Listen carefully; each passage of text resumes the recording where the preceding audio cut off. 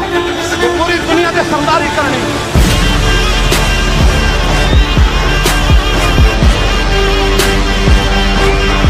कश्मीर भी जहाज ना वापस होने, अफगानिस्तान भी जहाज ना लाना, शाम भी जहाज ना वापस होना, इराक भी जहाज ना लाना, और यमन भी वापस होना जहाज ना, और बैतुल मुक़द्दस भी जहाज ना वापस होना।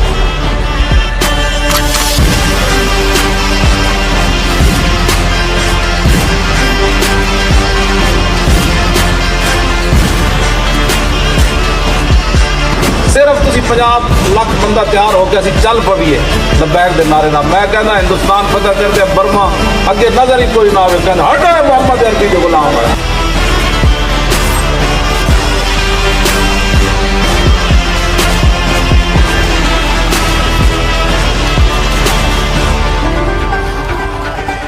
साढ़े नाल सोच समझ के गल करो, सानू शहीदा पिटना नहीं आता, दुश्मनी करनी नहीं आती, ये सारियां गल्लां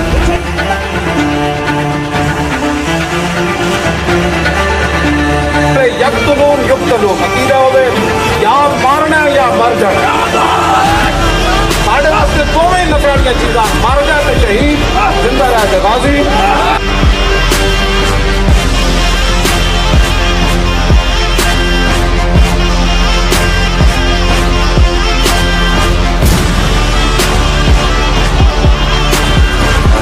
दफा हो जाओ सारे, अब मोहम्मद अरबी का दीन आएगा यहाँ।